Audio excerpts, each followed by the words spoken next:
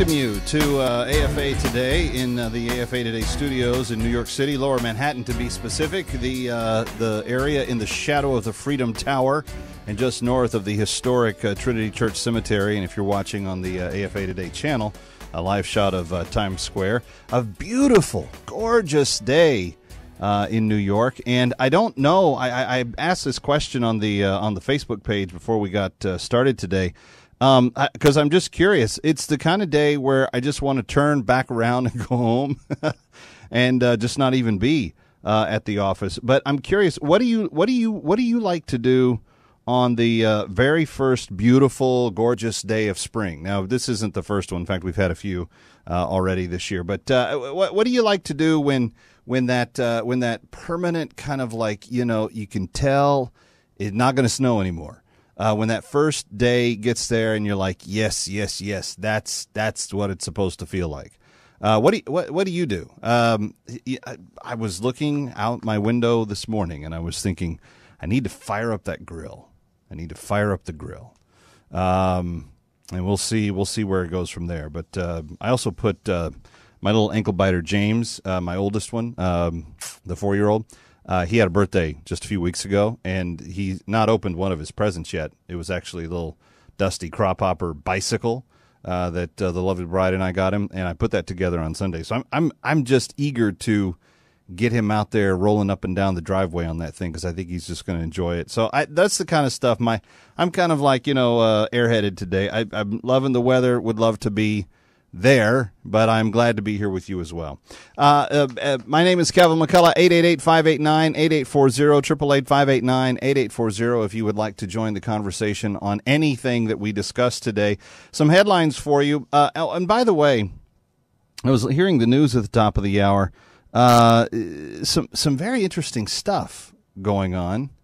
The inmate in Texas that's supposed to be put to death tonight, trying to protest the possibility of his own death penalty sentence from happening because he's afraid, or he's arguing that the injection will get bungled.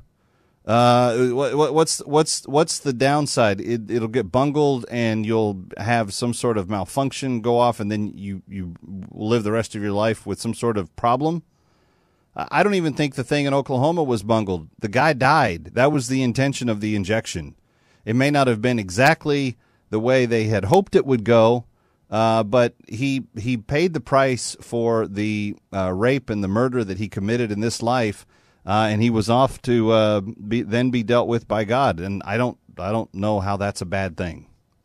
Anyway, the guy in Texas, maybe he should have thought, if I didn't want to run the risk of having a bungled injection, maybe not do the stuff that puts me in the position to get an injection in the first place. After all, don't you think that should be the primary motivation for not going into violent crime? The possible reciprocity of society to get all angry up on your backside about what you did and then put you down. Shouldn't that be a good restraining mechanism in the culture to say, hey, probably not a good idea to rape little girls and to kill people and to murder them and to rob them? Wouldn't that be a good restraint? I think restraint's a virtue. I know I wrote about it in my first book. It's one of those things we never talk about anymore. Nobody talks about restraint. But I still think restraint is a very good virtue. And I just hope that whatever needs to happen happens there. Hey, guess what? Tim Geithner admitted in his brand new bestseller, the story was out late last night, that the administration asked him to lie to the American people. In fact, check this out. In one part of his book, Stress Test, Reflections on the Financial Crises, and you remember Geithner was the guy that got to be Treasury Secretary without having paid taxes for umpteen years. Yeah, that guy. Stress Test, Reflections on Financial Crises, the name of his book. Geithner recalls a Sunday talk show prep session. Wow. They must take these Sunday talk show prep sessions pretty seriously, because this one took place in 2011, and they were saying, hey, Don't you be saying that the Social Security is going to have any problem in adding to the deficit, because we don't want people, particularly in the Democratic Union peoples, we don't want them guys to know. What we want them to know is that we're going to protect the lockbox that is the Social Security forever. So said Dan Pfeiffer to him.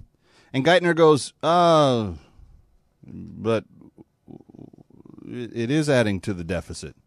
No. See, what you don't understand is in Chicago, we don't talk about stuff that we're told not to talk about. So don't go out there and say that it's part of the contributor to the deficit, because we're going to have to, shave your kneecaps. Geithner says, on more than one occasion, the administration tried to put words in his mouth or outright asked him to bend the truth. And this he's recording happened in 2011.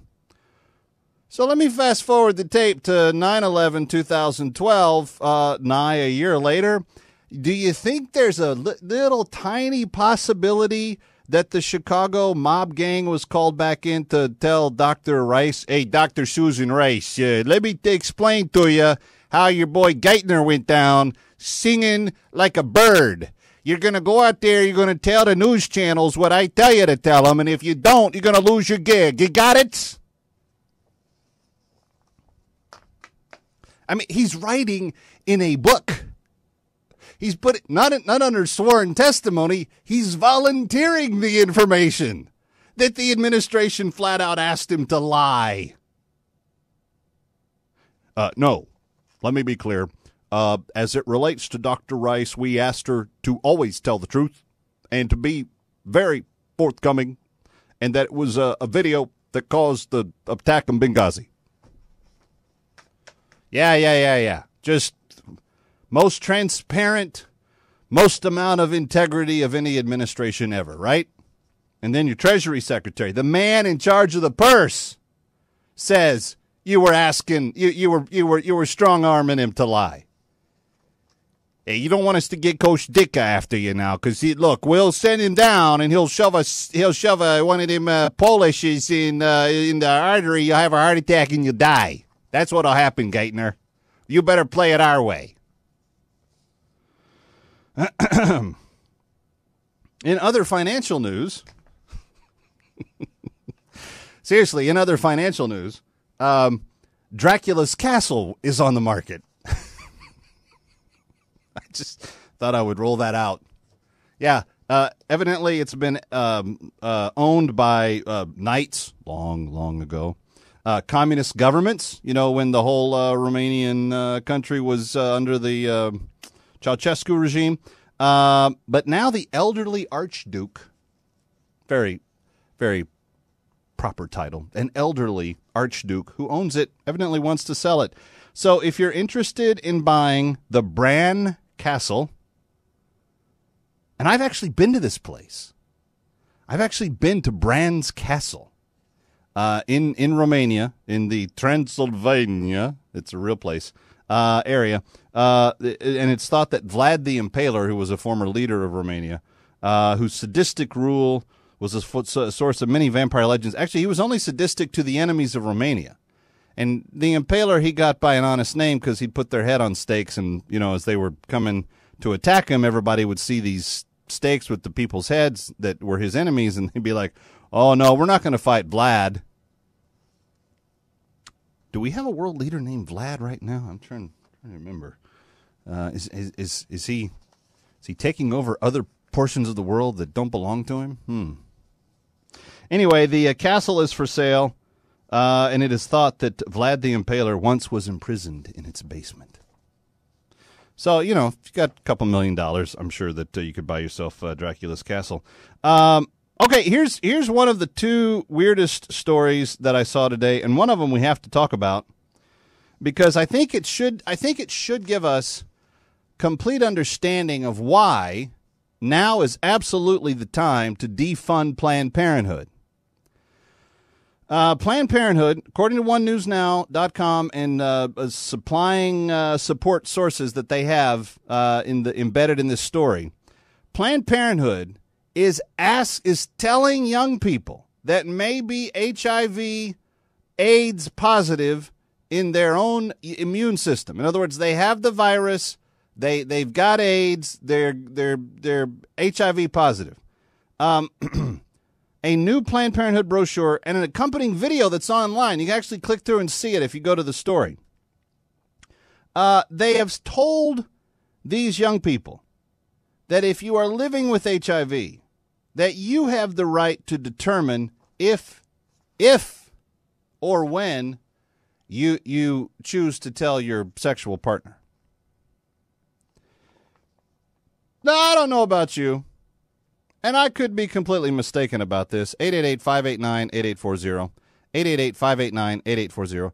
But if we know that sexual transmission is often how people acquire the AIDS virus, and if you know that you are infected with the virus for which we have no cure, and if you know that you can transmit it to another person by having sex with them, don't you believe that it should be against the law to have sex with someone that they are not aware of what you have? And by the way, if you're not married, it's really good for you not to have sex with people you're not married to, because it heightens the possibility that this could adversely affect you. But don't you think, wouldn't it be reasonable to say that if you have a deadly disease, you're not going to choose if to tell your partner, but you should be required by law that you have to tell your partner? Planned Parenthood said in a little brochure called Happy, Healthy, and Hot. Oh, boy. Is there any part of life that does not have to do with absolute sexual heat for Planned Parenthood? This is the only thing that they can seem to... Oh, and by the way, Cecile Richards wished all you mothers and grandmothers a happy Mother's Day on Sunday. Did you see that? She tweeted. It was a lovely little tweet. Happy Mother's Day to all the mothers and grandmothers. Of course, her own organization has kept 338,000 women from becoming mothers in the last year. We won't talk about that. She just wished all you well. Happy Mother's Day. But don't you think that it's irresponsible for an organization that's taking our tax dollars, the money I work for? I'm trying to support my family with it, and we're giving it to Washington, and they turn around and they give it to these people, and then these people turn around and say, laws that require an HIV-positive person to disclose their status to a sex partner are a violation of rights.